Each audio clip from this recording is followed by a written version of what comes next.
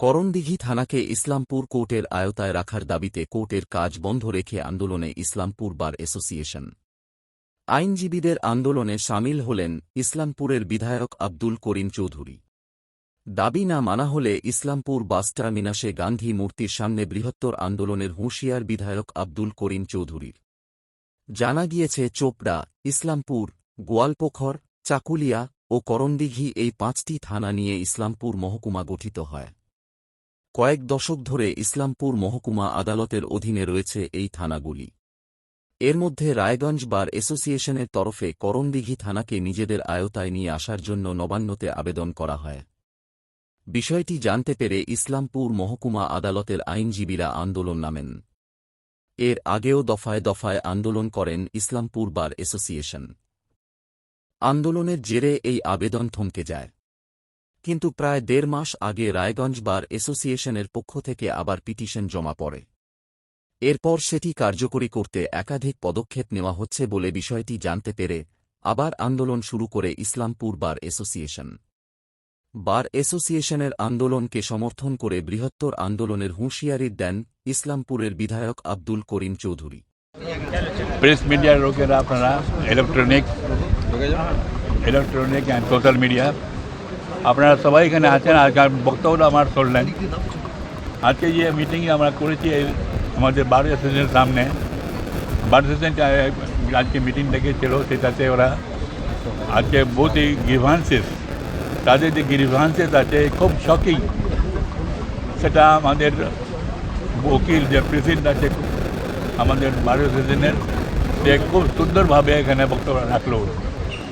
যে এই বক্তব্যের মধ্যে আমার মনে হচ্ছে যে মমতা ব্যানার্জির এক্ষুনি উচিত যে এইগুলো ক্যান্সেল করার জন্যে, যে প্রস্তাব যেটা দিয়েছে ডিস্ট্রিক্ট জাজ সেটাকে ভাঙিয়ে দেওয়ার জন্য। আমাদের ইসলামপুর মহকুমাটা একটা ইন্ট্যাক্ট মহকুমা, এটা gift from the late chief minister আমাদের বিধানচন্দ্র রায়, এবং তার প্রচেষ্টা ছিল আমাদের চৌকিমত আফাক, তার প্রচেষ্টায় এটা গিফট ছিল ইসলামপুর মহকুমাটা। ইসলামপুরের সদর অফিস সাব ডিভিশনের এটা গিফটেড বাই আমাদের প্রয়াত মুখ্যমন্ত্রী আমাদের বিধানচন্দ্র রায়। সেই গিফটটাকে আজকে এরা কেটে দিচ্ছে। এটা ডিস্ট্রিক্ট জাজের কোথায়? এটা ডিস্ট্রিক্ট জাজ জানি না কে কিনে নিল ওকে। বহুত দুঃখ লাগতেছে যে অফিসাররা এইভাবে বিনা আলোচনা করে এই বার অ্যাসোসিয়েশনের বিরুদ্ধে ডিস্ট্রিক্ট বার অ্যাসোসিয়েশনের কোথায় গিয়ে আমাদের এত বড় সাব ডিভিশনকে ডিপ্রাইভ করতেছে ফ্রম এই থানা। এটা তো মানব না আমরা। এই জন্য আজকে বক্তব্য আমরা রাখলাম, যেখানে মমতাজিকে আমি রিকোয়েস্ট করে বললাম কোনো আজকে ঝগড়া করবো নি। আমি ঝগড়া করে যান মমতা বন্দ্যোপাধ্যায়কে, আমাদের দলের মুখ্যমন্ত্রী, আমাদের সরকারের মুখ্যমন্ত্রী, এই জন্য ওনার সঙ্গে ঝগড়া করার আমার কোনো প্রয়োজন নেই। আমাকে রিকোয়েস্ট করার প্রয়োজন। আমরা রিকোয়েস্ট করেছি আজকে, এন্টার বার অ্যাসোসিয়েশন আজকে রিকোয়েস্ট করেছে। সমস্ত উকিল, 400 উকিল আর 200 জন মুন্সি আছে আজকে, সেই যে তারা সমস্ত আবেদন করেছে মমতাজিকে যে আমাদের বাইফার্কেশন করবেন না, আমাদের ইসলাম করণদিঘিকে আলাদা করবেন না, করণদিঘিকে আমাদের একটা বিরাট থানা আছে সেটাকে আলাদা করবেন না। এরা বলেছে, আমিও তাই বললাম, যেটা যে এসআরসি রিপোর্টের মধ্যে লেখা আছে যে ডক্টর বিধানচন্দ্র রায় মুখ্যমন্ত্রী কমিটমেন্ট করেছিলেন যে যা চাইবে এরা তাই দাও, ইসলামপুর মহকুমাকে কোনো সরকার ইন ফিউচার কেউ ডিস্টার্ব না করে সেটাও লিখে দাও। আজকে আমি সেটা বলছিলাম যে মমতাদি, আপনি প্রয়াত মুখ্যমন্ত্রীর বিধানচন্দ্র রায়ের কথাও রাখবেন। ওনার একটা গিফট দেওয়া এই সাব ডিভিশন, আপনি ওর গিফট দেওয়ার সাব ডিভিশনকে কাটবেন না। এই জন্য আমি এটা বলতাম, এটা যদি আপনি না শুনেন না তাহলে আমার প্রাণ চলে যাবে। আমি কিন্তু ছাড়বো না এটাটাকে। আমার ওই তৃণমূলের আমার গান্ধী মূর্তির কাছে আমার যে আছে টার্মিনাসে, ওখানে যাই বসে থাকবো। আমাদের এই উকিলরা আন্দোলন চালাবেই থাকবে, আমি ওখানে বসে যাব ধর্নার মধ্যে। এই ধর্নার মধ্যে আমি বসে থাকবো, সেখানে জীবন যায় বা থাকে, আমি উঠবো না যতক্ষণ আমাদের এই যে প্রপোজাল দিয়েছে ডিস্ট্রিক্ট জাজরা ওটাকে ক্যান্সেল না করে। আমাদের মমতা ব্যানার্জিকে যে প্রপোজাল দিয়েছে ডিস্ট্রিক্ট জাজ ওটাকে ক্যান্সেল করতে হবে, আর ইসলামপুর সাব ডিভিশনটাকে অরিজিনালিটি ইনট্যাক্ট রাখতে হবে। ইসলামপুরের অরিজিনালিটি বিলাসপুর হাট থেকে নিয়ে একেবারে সোনাপুর হাট পর্যন্ত এই 5টা থানা কন্দিগি, টাকুলিয়া, গোয়ালপুকুর, ইসলামপুর আর চোপড়া, এই 5টা থানাকে ইনট্যাক্ট রাখতে হবে। এটাই আমাদের দাবি থাকলো। আমাদের উকিলরা তাই করে যাবে, ধাপে ধাপে আন্দোলন করে যাবে। পেন ড্রপ সাইলেন্স যে আছে ওটাও চালাবে, সব রকমের আন্দোলন করাবে। কোর্ট বাইকট করলে কোর্ট বাইকট করবে, যা কিছু করার এরা করবে। এরা তখন ভারতীয় সিটিজেনের লোকেরা ফর দের অন ইন্টারেস্ট এরা করবে, আর আমাকে ডাকলে আমি চলে আসবো সবসময়। আমি বলি আমি এদের সবসময় পাশে থাকবো।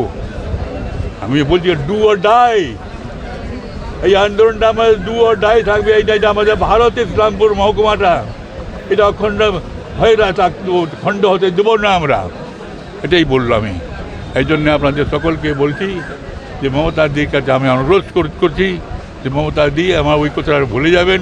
আমি আর জেলা চাচ্ছি না, আমার ইসলামপুরটাকে ইনট্যাক্ট রাখতে দেন, মহকুমাটাকে ইনট্যাক্ট রাখতে দেন। আমার আর জেলার দাবি আর করবো না। আমি তাদের বক্তব্য আমি রেখে মমতাকে অনুরোধ করতেছি যে আপনি কন্দিগিরার যে প্রপোজাল পাঠিয়েছে ওটাকে আপনি রিজেক্ট করে দেন, ডিস্ট্রিক্ট জাজের প্রপোজালটাকে, আর আমাদের ইসলামপুর মহকুমাটাকে ইনট্যাক্ট রাখেন। কোনো রকমের এখানে ব্যাপার কাজের করার কথা তুলবেন না। এটাই এই দাবিটা যেটা করণদিঘিকে রায়গঞ্জে যে দাবি করা হচ্ছে, এই দাবিটার উৎপত্তিটা যদি আপনি দেখবেন কখন কি পর্যায়ে এসছে, সেটার ইতিহাসটা যদি আপনারা জানবেন, তাহলে একটু সংক্ষেপে আপনাকে বলে দিই যে আমরা যখন এই এলাকার বাসিন্দার সুবিধার্থে স্পেশাল কোর্টগুলো যেগুলো রায়গঞ্জে ট্রায়াল হচ্ছে সেগুলোর যখন আমরা দাবি করি, তখন কিন্তু অ্যাজ এ কাউন্টার ব্লাস্ট ওনারা করণদিঘিটাকে তাদের কাছে এই অজুহাতটা দিয়ে নিজেদের এলাকায় ট্রান্সফার করবার চেষ্টা করছে। এই দাবিটা কিন্তু কোনো জনগণের স্বার্থে দাবি নয়। এবং আজকে সরকারের পক্ষ থেকে আমরা সরকারের কাছে অনুরোধ জানাচ্ছি যে তারা যাতে এটা রিকমেন্ড না করেন, কেননা আমাদের এখানে ওনাদের যে দাবিটা রায়গঞ্জ বারের যে দাবিটা ছিল করেছে যে ইসলামপুরকে এই করণদিঘিকে রায়গঞ্জের আয়তায় নিয়ে আসতে হবে, এই দাবিটা কিন্তু যে এসআরসির যে রিপোর্ট আছে 1955 সালের যে এসআরসি কমিটি হয়েছিল, স্টেট রিঅর্গানাইজেশন কমিশন, সেই কমিশনের যে রিকমেন্ডেশন আছে তার পরিপন্থী। আমাদের 5টা থানা যেটা একত্রিত বিহার থেকে এখানে আনা হয়েছিল, আমাদের কৃষ্টি, কালচার এবং ভাষাকে সুরক্ষিত রাখা হবে বলে যে প্রতিশ্রুতি দেওয়া হয়েছিল, আজকের এই বিভাজনটা হচ্ছে তার পরিপন্থী। এজন্য আমরা কোনোভাবে, কোনো মূল্যে, কোনো শর্তে আমরা এই বিভাজনকে মানছি না, মানব না। আমাদের সংস্কৃতিকে সুরক্ষিত করতে, আমাদের এই 5টা থানার অন্তর্গত লোকেদের স্বার্থকে সুরক্ষিত রাখতে আমরা আন্দোলনরত হয়েছি। এবং আমি অসংখ্য ধন্যবাদ জানাচ্ছি আমাদের মাননীয় বিধায়ক করিম চৌধুরী সাহেব মহাশয়কে। ওনাকে বিধায়ক বললে খুব ছোট করা হবে, উনি আমাদের অভিভাবক, উনি আমাদের মনে প্রাণে রক্তে উনি আমাদের মিশে আছেন, এবং উনি ইসলামপুরের স্বার্থে সবসময় আমাদের পাশে এসে দাঁড়িয়েছেন, এখনও এসে দাঁড়িয়েছেন। এবং আমরা যে উৎসাহ উদ্দীপনা দেখেছি, আমাদের মধ্যে এই উৎসাহ আরও বাড়িয়ে দিয়েছে। এবং আমরা এই আন্দোলন লড়ব, এই আন্দোলন করব, এবং আমরা এই 5টা থানাকে অখণ্ড রাখব, একই জায়গায় ইসলামপুর সাব ডিভিশনে রাখার জন্য আমরা আন্দোলনরত থাকব। ধন্যবাদ। আমাদের এখানকার যখন আমাদেরকে ট্রান্সফার করে নিয়ে আসা হয়েছিল, তখন কিন্তু এখানকার বাসিন্দার, বিহার থেকে যখন আনা হয়েছিল, তখন এখানকার বাসিন্দার সবথেকে বড় উদ্বেগের কারণ ছিল কিন্তু তার হচ্ছে একটা ভাষা। কেন আমাদের এখানে এই এলাকাটায় ট্রান্সফার টেরিটরি যেটা আছে, তারা হচ্ছে উর্দু, হিন্দি এবং সুরজাপুরি, এই 3টে ভাষার সাথে তারা অভ্যস্ত ছিল। এবং তাদের উদ্বেগের কারণ ছিল যে আমাদেরকে এখানে নিয়ে চলে আসার পরে আমরা এখান থেকে আবার বিস্থাপিত না হয়ে যাই, আমাদের এই কালচারটা নষ্ট না হয়ে যায়। আজকে যদি আমাদেরকে রায়গঞ্জে নিয়ে চলে যাওয়া হয়, তখন কিন্তু আমাদের এই স্বার্থটা আমাদের কিন্তু আঘাতপ্রাপ্ত হবে। আমাদের ওখানে সূর্যাপুরী ভাষা সম্বন্ধে তারা অবগত নয়, হিন্দি উর্দু ভাষা সেখানে চলে না। আমাদের এখানকার ক্লায়েন্টদের, আমি ব্যক্তিগত অভিজ্ঞতা থেকে বলছি, আমাদের ক্লায়েন্টরা যাদেরকে অনেক কাজে রায়গঞ্জে যেতে হয়, সেখানে সূর্যাপুরী ভাষা বললে তাদেরকে হেয় করা হয়, ভিন্নভাবে তাদেরকে দেখা হয়, উর্দু ভাষাটা সেখানে কেউ অ্যাকসেপ্ট করে না। তো এখানকার লোকের কিন্তু অসুবিধা হবে, আমরা ওখানে গিয়ে বহিরাগত হয়ে যাব, করণদিঘির লোকেরা ওখানে গিয়ে বহিরাগত হিসেবে ট্রিট করা হবে কিন্তু তাদেরকে। অতএব তাদের স্বার্থে রক্ষার জন্য কিন্তু আমরা এই লড়াইটা লড়ছি। আমরা একবার আন্দোলন করেছিলাম, আমাদেরকে প্রতিশ্রুতি দেওয়া হয়েছিল, আইনমন্ত্রীর তরফ থেকে প্রতিশ্রুতি দেওয়া হয়েছিল যে এটা আপাতত হবে না, আর করা হবে না। কিন্তু আমরা আবার দেখছি যে 2/5/2024 তারিখে চিফ সেক্রেটারি জুডিশিয়াল ডিপার্টমেন্ট থেকে হাইকোর্টে আবার একটা রিকমেন্ডেশন পাঠানো হয়েছে এইটাকে ইনক্লুশন করবার জন্য করণদিঘিটাকে রায়গঞ্জে। তারই আমরা আবার যখন জানতে পারলাম এটা, তখন আমরা আবার আন্দোলনরত হলাম এবং আমরা রিপ্রেজেন্টেশন দিচ্ছি, আমাদের জুডিশিয়াল ডিপার্টমেন্টে দিচ্ছি, আমরা অ্যাডমিনিস্ট্রেশনকে দিচ্ছি, আমরা পুলিশ প্রশাসনকে দিচ্ছি এবং এই রিপ্রেজেন্টেশন আমরা উপরে তাদেরকে অনুরোধ করছি যাতে প্রিন্সিপাল সেক্রেটারি চিঠির পরিপ্রেক্ষিতে আমরা আবার এই রিপ্রেজেন্টেশন দিচ্ছি এবং সেটা আমরা আবার আমরা গিয়ে উচ্চতর নেতৃত্বকেও জানাবো, ব্যক্তিগতভাবে আমরা জানাবো যে এইটা যাতে ওনারা এই রিকমেন্ডেশনটাকে যাতে ওনারা কল ব্যাক করেন, এই রিকমেন্ডেশনটা যাতে হাইকোর্টে না পাঠানো হয় এবং সেটা কল ব্যাক করা হয়। আমরা যে কোনো পর্যায়ে আমরা যেতে পারি এই আন্দোলনের জন্য। আমরা ধর্নায় বসবো, আমরা আগামী দিনে আরও আন্দোলনকে আমরা বৃহত্তর করব এবং আমরা যে কোনো মূল্যে আমরা এই 5টা থানাকে আমরা বিভাজন হতে দেব না।